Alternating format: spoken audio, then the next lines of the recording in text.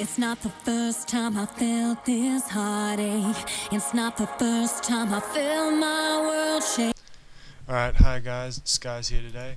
I'm going to be doing some Holy Paladin 2v2 with a warrior.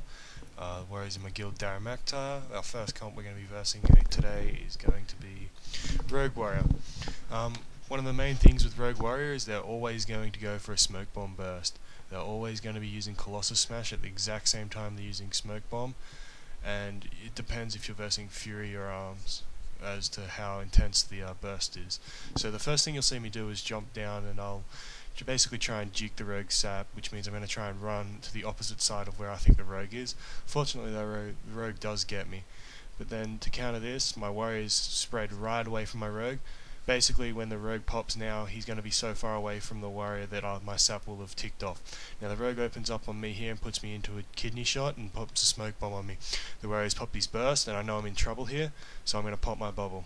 When I pop my bubble, I know I'm safe for a bit, and I'm going to use my sprint, which is my radiance, to get away from the shadowing throw. I'm going to gain some LOS here, and by that time my warrior has already killed my the other warrior, and the rogue isn't too far off either. So that's basically how I'm going to handle that double DPS team.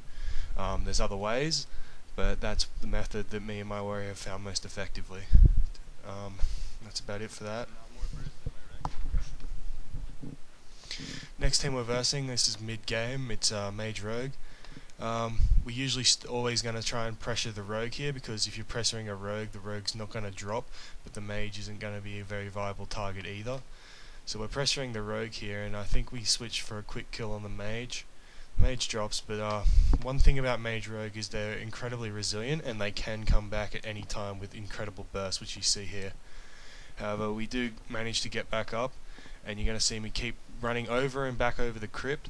The reason I'm doing this is because a mage can polymorph, and if I'm sitting back in the open, the mage will polymorph me there because he runs around. But the way, if I'm moving, the mage will not have time to cast and get me in a full poly.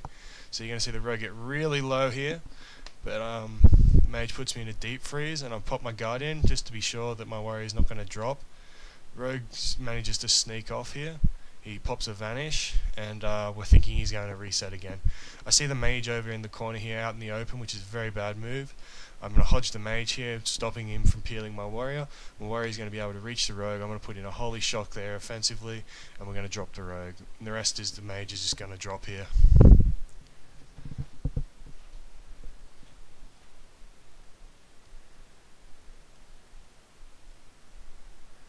Alright, so the next video you're going to see here, guys, is Holy Paladin Warrior versus Holy Paladin Warrior. This is just as the game starts, and my warrior has put immense pressure on this Holy Paladin. One thing that our team does do is we tend to pressure the Holy Paladin, and as soon as we get him out in the open, you'll see me clinging to the boxes here really tightly, because I do not want that warrior charging me and putting me in a charge stun. Usually I will not heal my warrior against this team unless I see Colossus smash up.